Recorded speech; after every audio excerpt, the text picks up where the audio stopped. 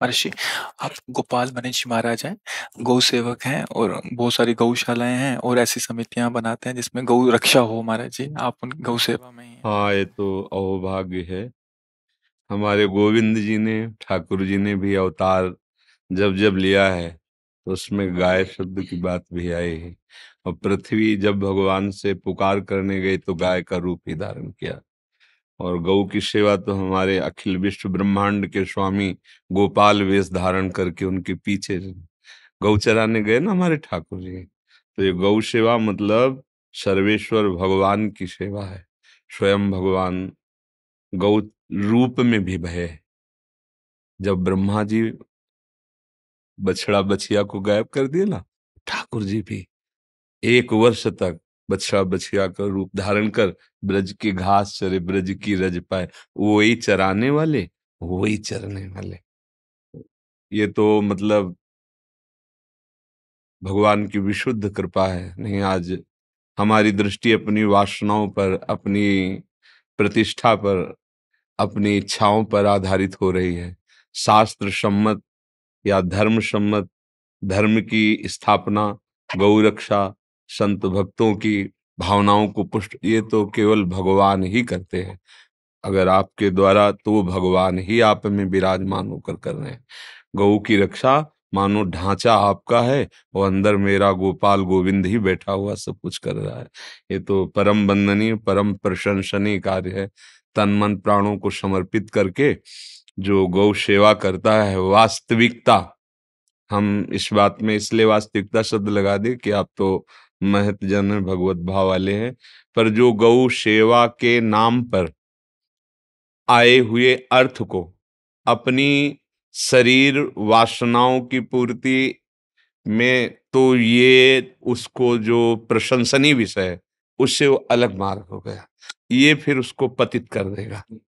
जो गौ के निमित्त आए हुए धन का अपने वासनाओं से, अपने शरीर संबंधियों आदि के प्रयोग में, जैसे हम अपने ठाकुर को भोग लगाते तो भोजन परदेश में पाने थोड़ी जाएंगे, अपने ठाकुर का ही पाएंगे।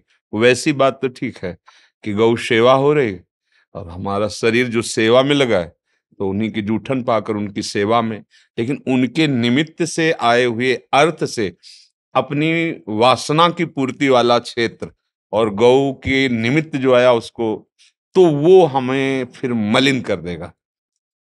बड़े बड़े जो हमारे संत महापुरुष जन हैं, जो भक्त जन हैं, जो गौ सेवा कर रहे हैं, उनके चरणों में कोटिशा प्रणाम है। क्योंकि इस पर भगवत कृपा से ही दृष्टि जाएगी। नहीं तो दूध के लिए रखना वो एक अलग बात हो गई, लेकिन सेवा शब्द है। जो हिंसक जन हमारी गौओं की हिंसा करके उनसे छुड़ा करके जो वो दूध दे ना दे, वो गर्भ लायक रह गई कि नहीं रह गई, क्योंकि वो हमारे धर्म का स्वरूप है, भगवत स्वरूप है, हम उसकी सेवा कर रहे हैं। तो इससे हमारे गोलोक बिहारी गोविंद गोपाल प्रसन्न हो जाते हैं। और भगवान का प्रसन्न हो जाना ही हमारे समस्त साधनाओं का फल है। जेहि विधि प्रभु प्रसन्न मन होई। वही साधना है, वही उपासना है, वही भाव है, मेरे गोविंद मेरे ऊपर प्रसन्न हो जाए।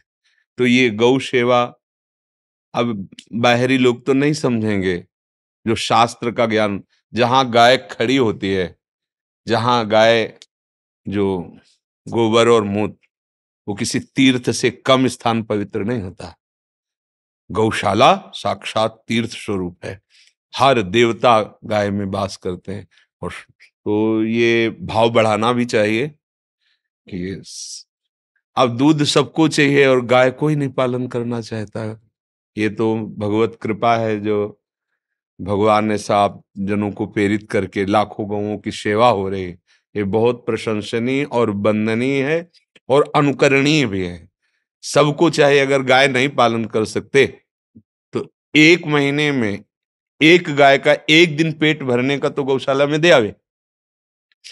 हम भारतवासी हैं तो हमारा एक कर्तव्य है कि हम गाय नहीं पाल पाते, हमारे पास जगह नहीं, व्यवस्था नहीं, माना, तो 1 महीने में अगर एक दिन का एक गाय को भोजन दे दे तो हमारे भारत में बहुत से गौशालाएं हैं और सम्यक रूप से गौओं की सेवा हो तो हमारे धर्म की रक्षा भी होगी। और जो गाय के दूध से, गाय के घी से जो पुष्टता होती है, ये एक सोचते हैं हम मांस खा के पुष्ट हो जाएंगे। आप भले मांस बढ़ा सकते हो शरीर का, लेकिन शक्ति नहीं बढ़ सकती।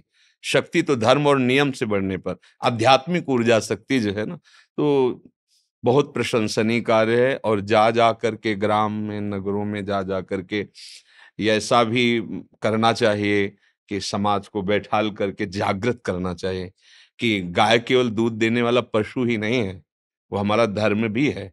उसका आशीष भी लगता है, उसके आशीर्वाद से आपका कुल, आपका जो ऐश्वर्य वैभव वो बढ़ेगा। गौ सेवक कभी अकाल मृत्यु को प्राप्त नहीं होता। गौ सेवक कभी दरिद्र नहीं हो सकता। गौ सेवक कभी असाध्य रोगों से ग्रसित नहीं हो सकता, भले प्रारब्ध हो, क्योंकि वो गौ सेवा में, माना कि मान लो प्रारब्ध से कोई आंतरिक बीमारी आ गई, लेकिन उसके प्रताप से परास्त नहीं होगा। बहुत से लाभ, सबसे बड़ा लाभ है कि भगवान कृपा करके अंतिम जीवन कर देते हैं। जो गौ सेवा परायण है ना, उसका लक्ष्य केवल गौ सुख पहुंचाना हो, बस कपट का त्याग करके। कपट का मतलब, जैसे हम अपने स्वामी का यश गा रहे हैं, तो उसमें हमें अपने यश, अपनी वासनाओं की पूर्ति वाली बात ना हो। तो चौथ भगत मम गुण करे कपट तज गान।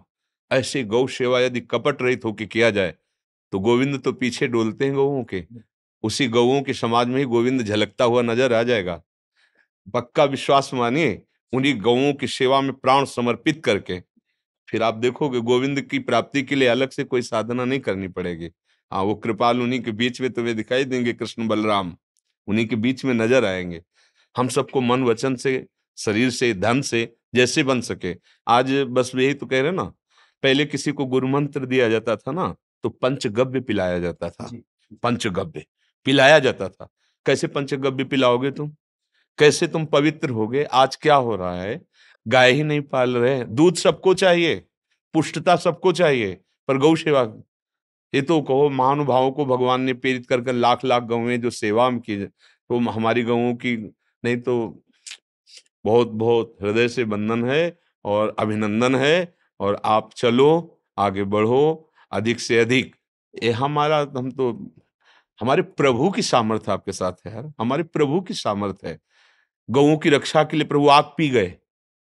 जब दावानल में गौएं फंस गई तो उन ग्वालों ने पुकारा, कृष्णो, एक भी गाय का रोम नहीं झुलसने दिया, और आग को पी गए भगवान। पढ़ो भागवत में पढ़ो, भगवान ने दावाग्नि को पी लिया, आग को पी लिया, गाय का रोम भी नहीं झुलसने दिया।